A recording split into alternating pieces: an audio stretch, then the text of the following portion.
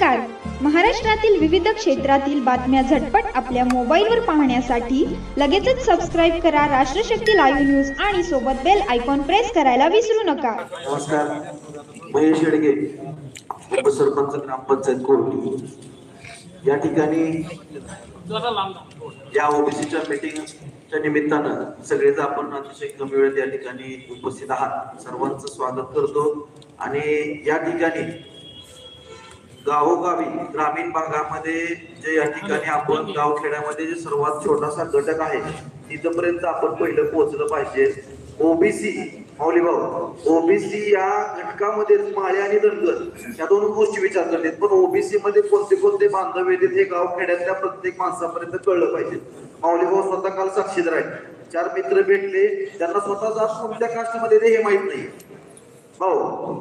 तर त्याच्यामुळे मला असं वाटतं की गावोगावी आपण एक जागर यात्रा, समजा तालुका वाईज असेल त्या प्रत्येक तालुक्यामध्ये, तर ओबीसी जागर यात्रा आपण सुरुवात करावी, पहिला मुद्दा. आणि दुसरा मुद्दा, ग्रामपंचायत लेवलला जे जे त्या गावोगावी जे पुढारी असतील त्यांनी या ठिकाणी स्वतः लीड घेऊन आपलं जे ओबीसी संबंधित आपण या ठिकाणी जेवढे बसलो त्यांना माहित आहे की आपलं ओबीसी आरक्षण या ठिकाणी जाते, राजकारणात आपण आपलं ओबीसी आरक्षण जाते. तर प्रत्येक त्याचं महत्व आपण लोकांपर्यंत पोहोचवलं तर ओबीसीतला प्रत्येक माणूस हा घराच्या बाहेर पडेल. कारण की आपण या ठिकाणी आपण म्हणतो आता 50% 60%, पण या ठिकाणी काय हा जो सभागृह आहे तो बसायला जागा पुरली नाही पाहिजे. आपण जिल्ह्यातलं सगळेजण आहोत, ही मोठी आपली खंत आहे. तर गावखेड्यातला प्रत्येक माणूस ओबीसीतला घटक हा बाहेर पडला पाहिजे. त्याच्यासाठी आपण जागर यात्रा ही सुरुवात गावोगावी केली पाहिजे आणि गावोगावी प्रत्येक युवकांनी ही ओबीसीची बाजू मांडली पाहिजे. आणि दुसरा महत्वाचा एक विषय आहे जो म्हणजे की भाऊ एक प्रश्न विचारतात पोस्ट केलं की धनगर तुमचा काय संबंध आहे ओबीसी मध्ये.